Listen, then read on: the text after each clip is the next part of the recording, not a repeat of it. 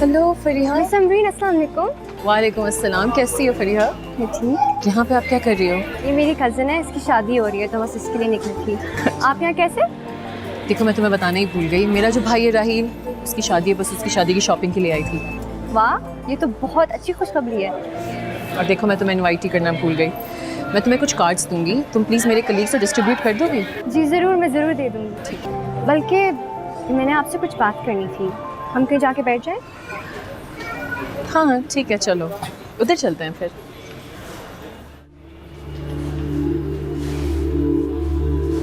मतलब वो ये चाहते हैं कि मैं उनसे माफ़ी मांगूं? इसके अलावा मुझे और कोई हल नहीं सूझ रहा। आप कम से कम उनसे बात तो कर लें। नहीं फरीहा, जहाँ इंसान को अपने कैरेक्टर के बारे में बार बार जस्टिफिकेशन देनी पड़े वहाँ वजाहतें देने का कोई फ़ायदा नहीं है।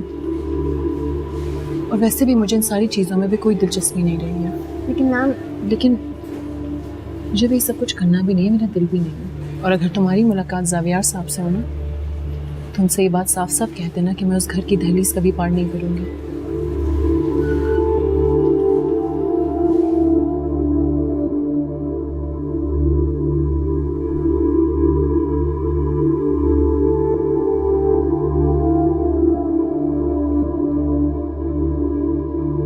चले?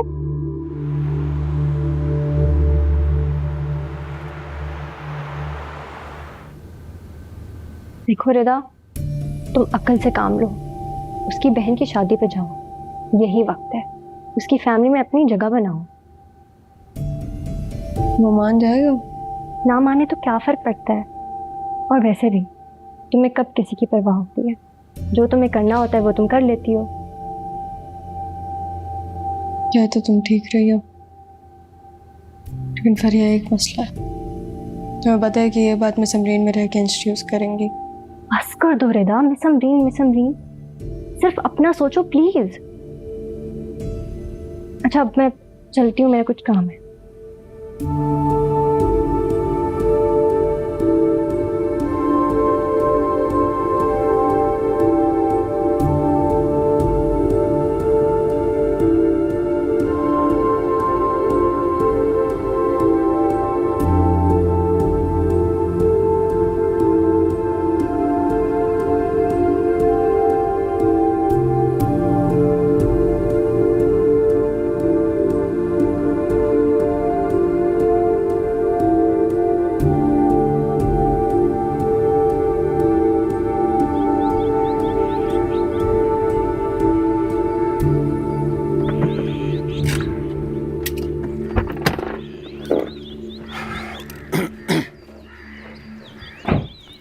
अस्सलाम वालेकुम। अस्सलाम अंकल। यार कब आई आप? जा क्यों रही हो? बस मैं रिदा को समझाने आई थी। समझ गई क्या आपकी बात को? मतलब जैन से सुलह करने के लिए मान गई है? जी वो मान गई है। वो जैन के साथ अपना रिश्ता बनाना चाहती है, लेकिन मुझे नहीं लगता वो चाहती है कि मिस अमरीन इस घर में अब वापस आए। और हालात भी ऐसे नहीं हैं।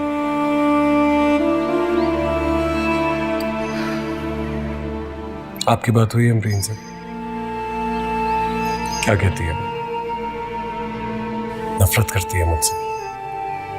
अंकल जो उनके साथ हुआ है उसके बदले में नफरत बहुत छोटा अल्फाज है। अच्छा, कुछ मेरे साथ हुआ वो सब? आप उनसे एक बात क्यों नहीं कर लेते? बेशक उसके बाद आप दोनों अलग ही क्यों ना हो जाएं।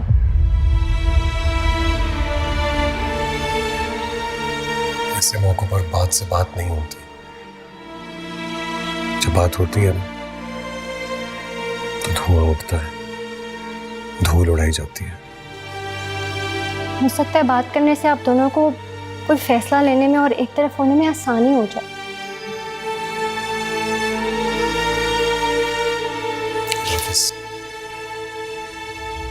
हाफिज़ अंकल।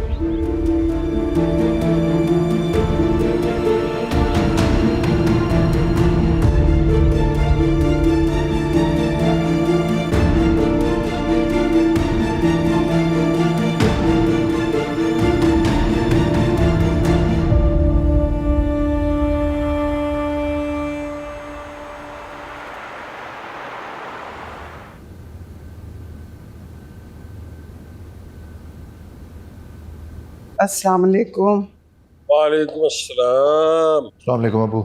वालेकुम अस्सलाम। यहाँ रख दो। अरे भाई वाह, हैं थक गए?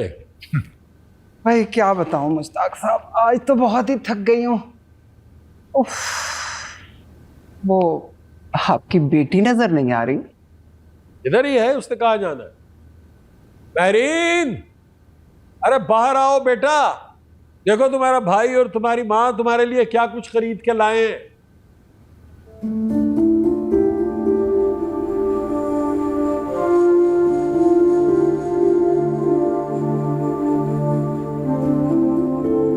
आपकी बेटी का रवैया तो ऐसा है, ऐसे लग रहा है ये शादी वाला घर नहीं है बल्कि सोग वाला घर है। देखो भाई, इस मामले में मैं तुम्हारी माँ की तायीद करूंगा और उसकी तरफदारी भी करूंगा। तुम्हें खुश होना चाहिए बेटा। भाई तुम पर भी कुछ जिम्मेदारियां हैं, अपने काम करो, अपनी शॉपिंग देखो। ये मूड अच्छा क्यों करेगी? ये तो माँ से गिन गिन कर बदले ले रही है। क्या करूं अगर दिल खुश ना हो तो? क्यों क्यों दिल खुश नहीं है तुम्हारा? अरे ये वही है ना जिसके लिए लड़ा करती थी, जिसका इंतजार करती थी। अब भी अगर तुम्हारा दिल खुश नहीं है ना तो कभी भी दिल खुश नहीं होगा। खबरदार सुरैया, माएँ अपनी बेटियों को बद्दुआएं नहीं दिया करती। क्यों बद्दुआ दे रही हो उसे? इसको माँ नहीं चाहिए और ना ही माँ की दुआ चाहिए। बात है यार, हर बात पे झगड़ा, हर बात पे किचकिच। अच्छा सुनो, तुम इधर आके बैठो, इधर आओ। परेशान होने की जरूरत नहीं है, सब ठीक हो जाएगा। पहले भी तो सब ठीक हुआ ना, अब भी हो जाएगा। परेशान मत हो, रिलैक्स। हम तो उदास हो रहे हैं बेटे, 2 दिन के बाद तुमने चले जाना है। बाबर कौन सा दूर जाएगी, अपने राहिल के पास ही जाएगी ना। और राहिल भी कोई अजनबी तो है नहीं, बचपन से जानते हैं हम उसे। इंशाल्लाह बहुत खुश रखेगा इसे। चलो इतनी सारी चीजें लेकर आए तुम्हारे लिए, देखो तो सही पहले। नहीं भाई ऐसे नहीं, पहले उठो, अपनी माँ के पास जाओ, उसे मनाओ, फिर आगे चीजें देखोगी ना तो देखना तुम्हें हर चीज अच्छी लगेगी। जाओ मेरा बच्चा, जाओ।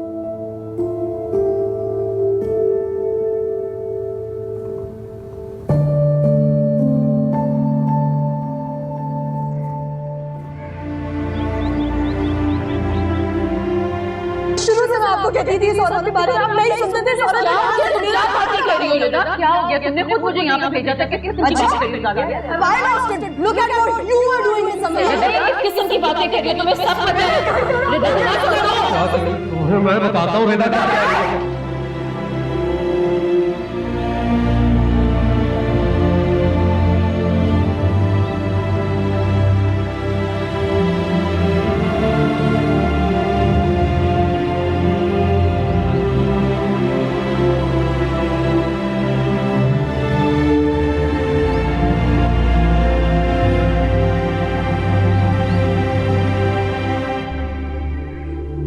बहुत खुश है वो उनके भाई की महरीन से शादी जो हो रही है। महरीन के साथ साथ जैन भी खुश होगा।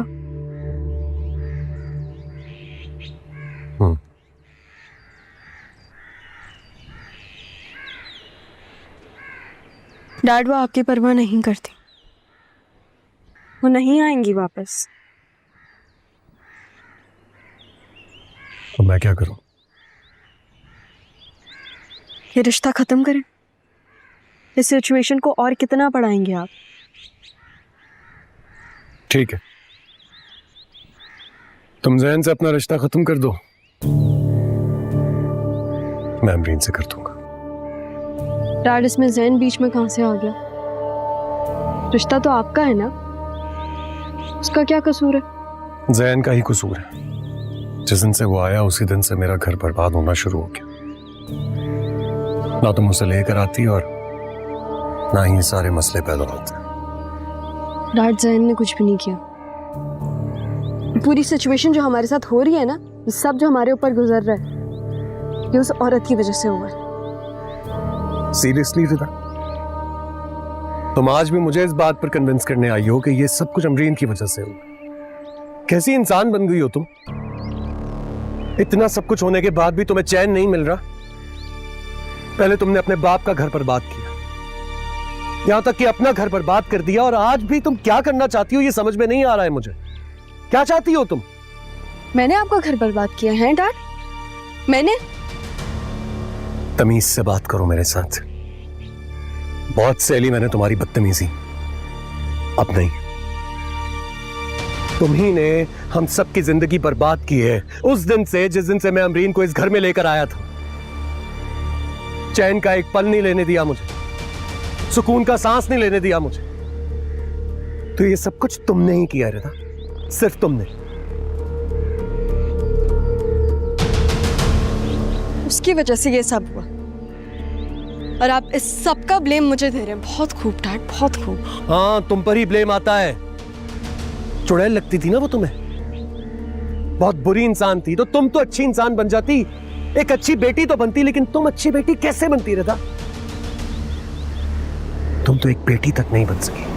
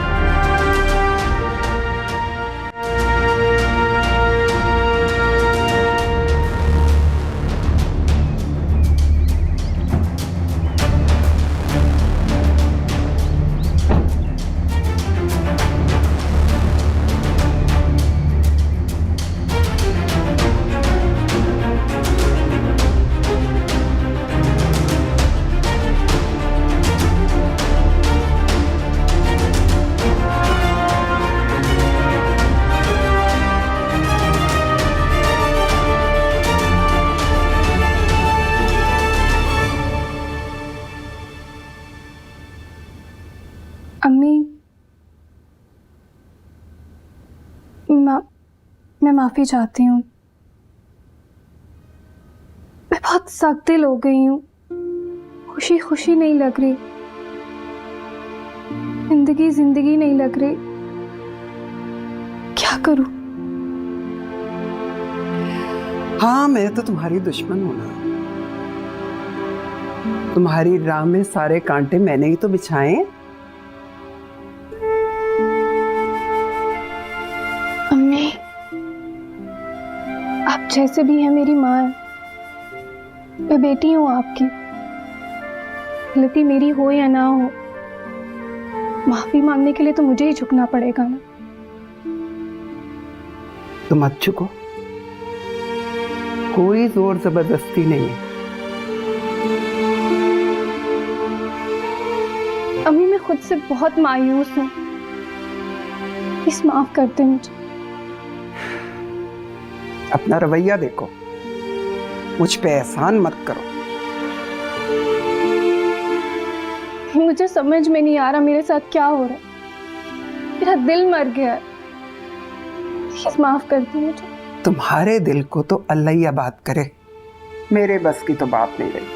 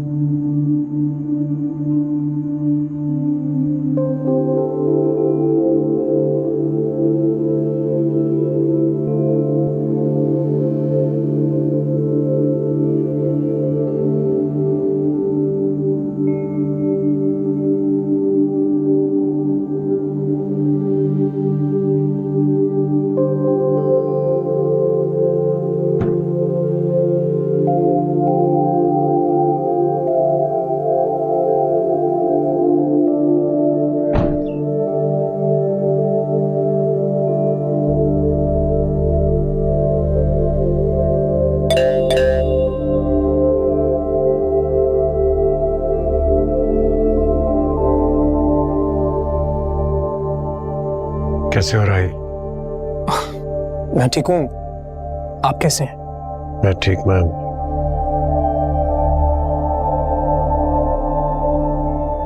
राहिल, ये यहाँ क्यों आए? अमरीन, तुम खुद ही पूछ लो इनसे कि ये क्यों आए हैं यहाँ पर। तुमने आखिरकार दरवाजा क्यों खोला है? अमरीन, हम लोग कम से कम बैठ के आराम से बात तो कर सकते हैं। मुझे इस शख्स से कोई बात नहीं करनी है। तुम भूल गए हो शख्स ने मुझे धक्के मार के घर से बाहर निकाला था। सब कुछ भूल गए हो तुम। अमरीन, जो कुछ तुम्हारे दिल में है तुम एक बार इन्हें कह दो, लेकिन प्लीज जज्बात में आके कोई फैसला मत करो। मुझे ये शख्स धक्के देके ना घर से बाहर निकाल चुके हैं और बदकारी का इल्जाम लगा के। हाँ मुझे पता है अमरीन, लेकिन अब तुम इनसे पूछो ना कि ये उस बदकार लड़की के घर ये इतने शरीफ आदमी करने क्या आए इस वक्त? तुमसे बात करने आए। मुझे कोई बात नहीं करनी है। उस रात कोई बात क्यों नहीं की आपने मुझसे? उस रात करते ना बात। उस रात कैसे बात करता? तुम्हें जिस हालत में देखा था, जिस तरह देखा था, उसके बाद तो मेरा मर जाने का दिल चाह रहा था। मर तो मैं गई हूँ ज़ावियार साहब, बगैर तस्दीक के उस घर से बाहर निकाल दिया आपने मुझे। मेरा भी तो मान टूटा था ना अमरीन। मैं कहती हूँ उतना घिनौना इल्जाम लगाने से पहले आपने अपने घर के नौकरों से भी नहीं पूछा। राहिल, तुम जानते हो इस शख्स ने हमेशा अपनी बेटी की बातों में आके मुझ पे हर दफा घिनौना इल्जाम लगाया। ये कोई पहली मर्तबा नहीं है अमरीन। और आखिर मेरे किरदार पे लगे हुए इल्जाम को भी इसने सच मान लिया। राहिल, इस शख्स से ना बात करने की कोई जरूरत नहीं है। देखो अमरीन, ये शख्स अभी भी तुम्हारा शौहर।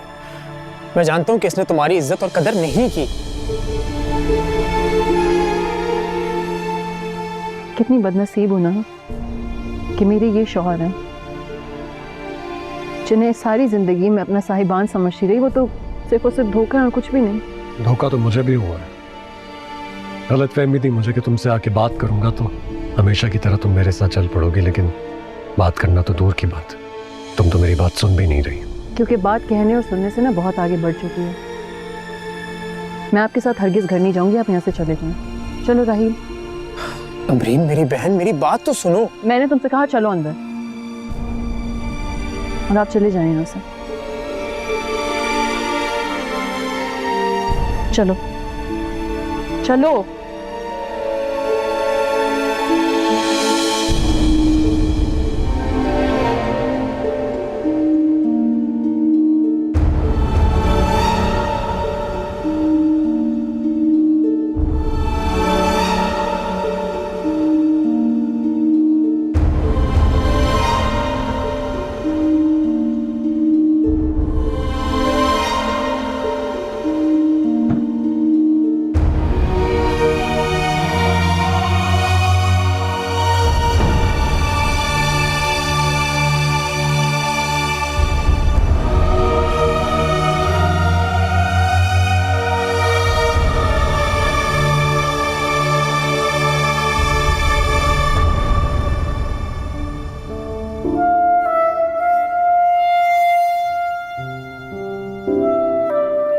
अमरीन, चलो आओ अपने कमरे में चलो। मुझे कहीं नहीं जाना। देखो अमरीन, जो भी लड़ाई हो, जो भी बहस हो, इंसान को अपनी जगह नहीं छोड़नी चाहिए। मैं मानता हूं मैंने गलत किया, आई एम सॉरी। मुझे दरवाजा नहीं बंद करना चाहिए था। आज के बाद तुम्हें मुझ पर गुस्सा आएगा तो तुम भी दरवाजा बंद कर लेना, ठीक है? क्यों, ये कौन सा मेरा घर है? घर मेरा है, लेकिन इसे आकर आबाद तो तुमने ही करना था। चलो जिद मत करो, अंदर आओ। वैसे भी डॉक्टर के पास जाना है, तुम्हारा चेकअप। कहीं नहीं जाऊंगी, मैं बिल्कुल ठीक हूँ। अमरीन कह तो रहा हूँ, आई एम सॉरी। पता नहीं मुझे क्या होता चला जा रहा है, मुझे खुद समझ में नहीं आ रहा। जो भी दिल में आता है सोचे समझे बगैर बोल देता हूँ। प्लीज प्लीज तुम थोड़ा सा बर्दाश्त कर लो। कर तो रही हूँ। हाँ कर तो रही है, थोड़ा सा।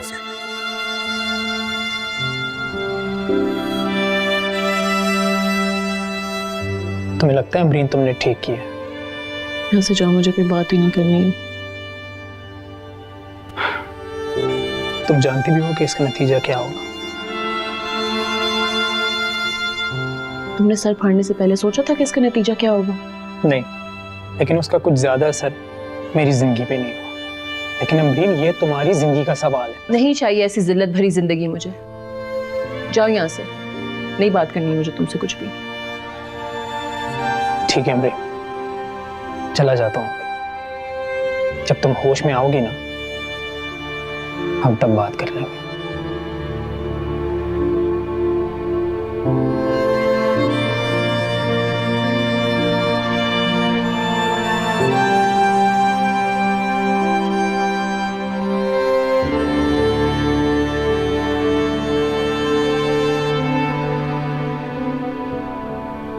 मेरी एक बात कान खोलकर सुन लें मिस्टर ज़ावियार अहमद। आप क्या चाहते हैं कि मैं आपके आगे झुक के उस गलती को तस्लीम करूं, उसकी माफ़ी मांगूं जो कि मैंने की ही नहीं है? तो ऐसा हरगिज़ नहीं होगा। मैं माफ़ी नहीं मांगूंगी और मैं अपने पूरे होशो आवाज़ में ये कहती हूँ कि मुझे आपके साथ नहीं रहना। आप मुझे छोड़ दें। मुझे आप जैसे बददियानत इंसान के साथ अपनी सारी ज़िंदगी नहीं गुजारनी है।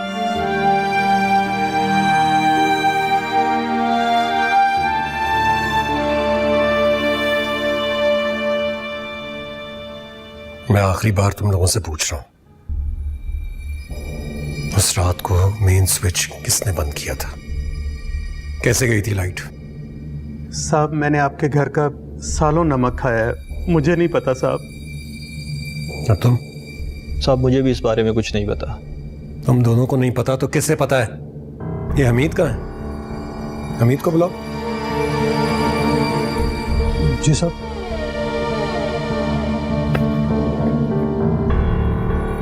एक ही बार पूछूंगा तुमसे, सच सच बता दो मुझे, उस रात लाइट तुमने बंद की थी ना? और किसके कहने पर बंद की थी? साहब, वो रिदा बीबी ने कहा था मेन स्विच बंद कर रहे।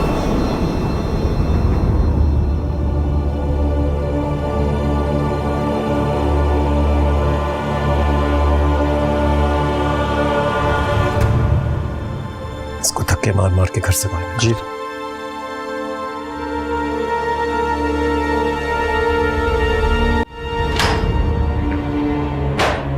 ओह डैड, क्या हो गया?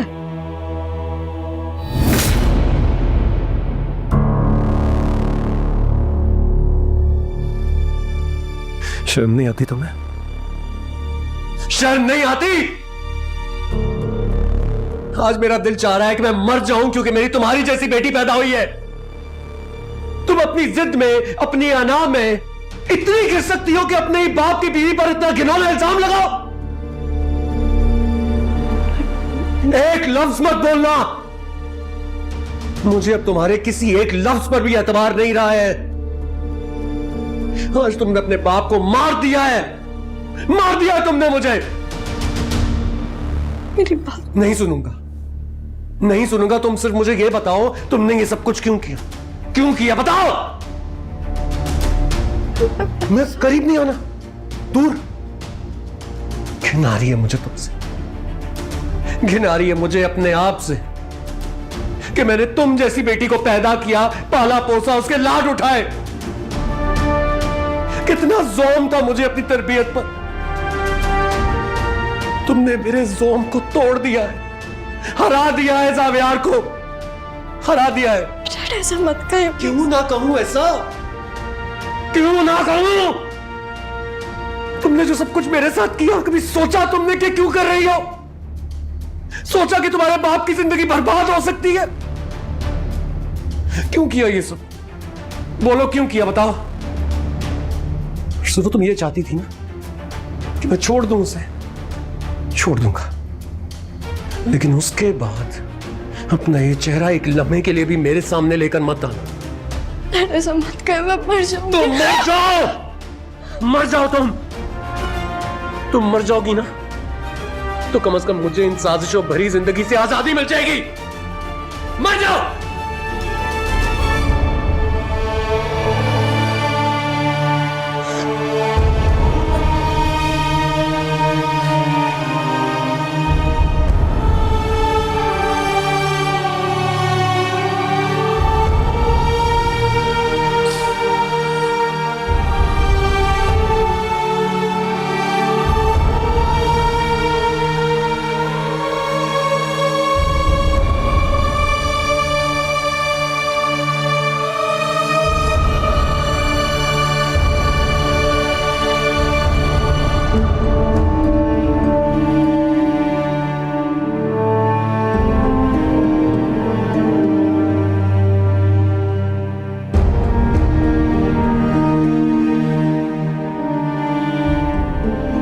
मेरी एक बात कान खोलकर सुन लें मिस्टर ज़ावियार अहमद। आप क्या चाहते हैं कि मैं आपके आगे झुक के उस गलती को तस्लीम करूं, उसकी माफ़ी मांगूं जो कि मैंने की ही नहीं है? तो ऐसा हरगिज़ नहीं होगा। मैं माफ़ी नहीं मांगूंगी और मैं अपने पूरे होशो आवाज़ में ये कहती हूँ कि मुझे आपके साथ नहीं रहना। आप मुझे छोड़ दें। मुझे आप जैसे बददियानत इंसान के साथ अपनी सारी ज़िंदगी नहीं गुजारनी है।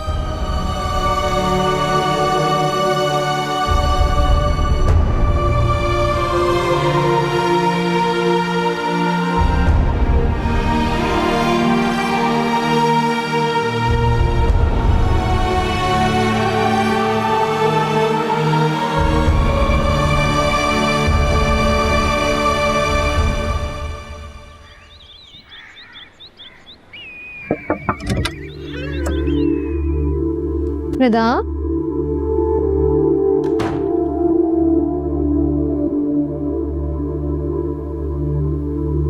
रिदा, तू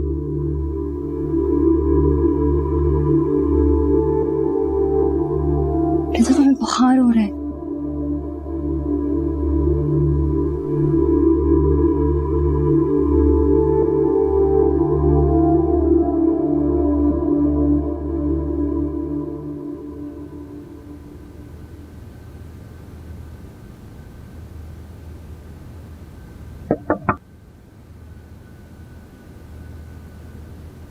राहील प्लीज़ ज़रा जल्दी से बताओ कि तुम घर से तैयार हो के आओगे या फिर सैलून जाओगे तैयार होने के लिए? देखो मैंने तुम्हारे कपड़े भी पिक कर लिए हैं। तुम तो ऐसे रिएक्ट करी हो जैसे कुछ हुआ ही नहीं है।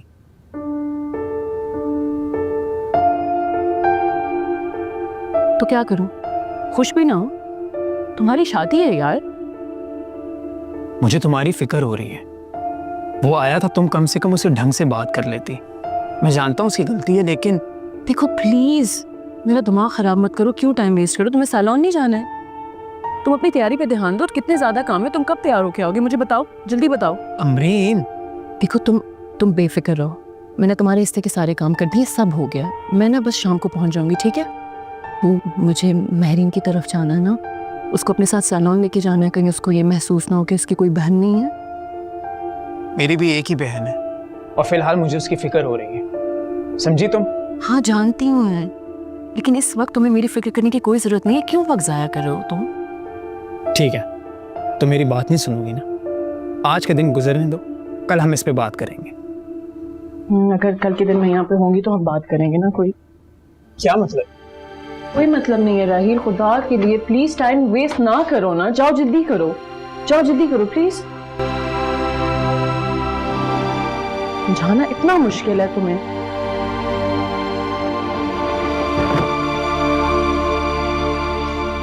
अंकल रिदा को बहुत तेज बुखार है, आप प्लीज उससे बात करें। मुझे उससे कोई बात नहीं करनी है। कुछ बचा है मेरे पास किसी से भी बात करने के लिए? अंकल वो किसी भी तो नहीं है, रिदा है। अच्छी बुरी जैसी भी हो है तो आपकी बेटी। मैंने कहा ना मुझे किसी से बात नहीं करनी। नहीं है मुझ में हिम्मत किसी से भी बात करने की, किसी को भी फेस करने की। उसकी बहुत ज्यादा तबीयत खराब है तो आप उसे हॉस्पिटल ले जाओ।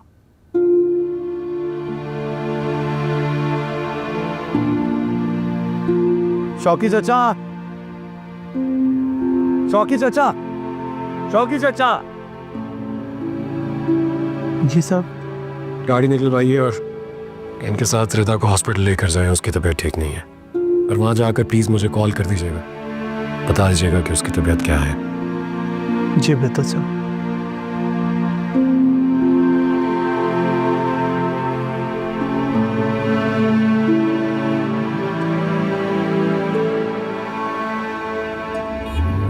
डैड नहीं आए ना?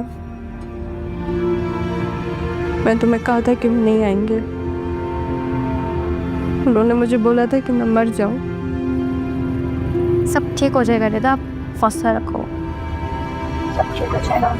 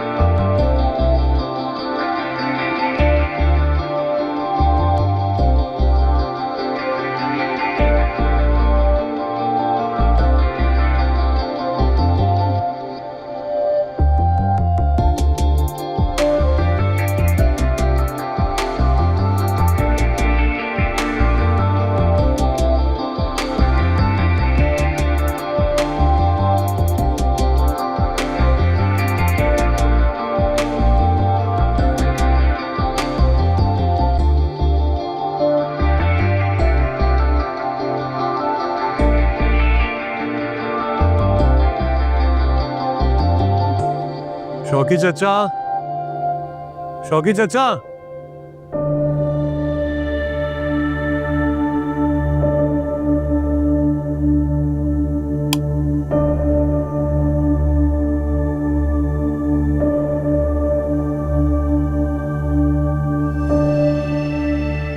कॉल क्यों नहीं रिसीव कर रहे यार?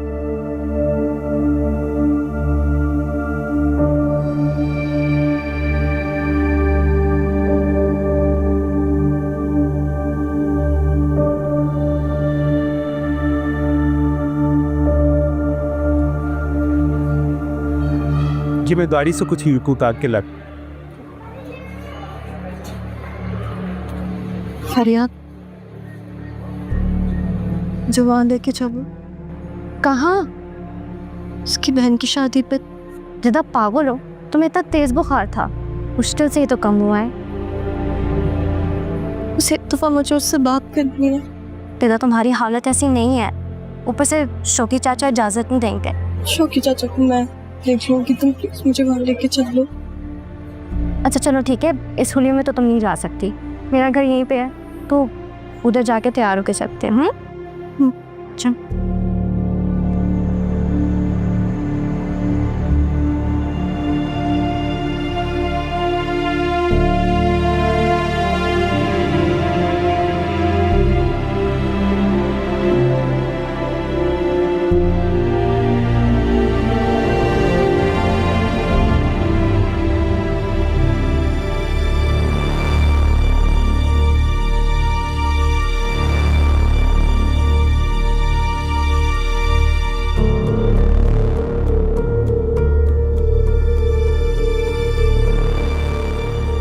क्या कर रही हो तुम यहाँ पर? यहाँ क्यों आई हो तुम?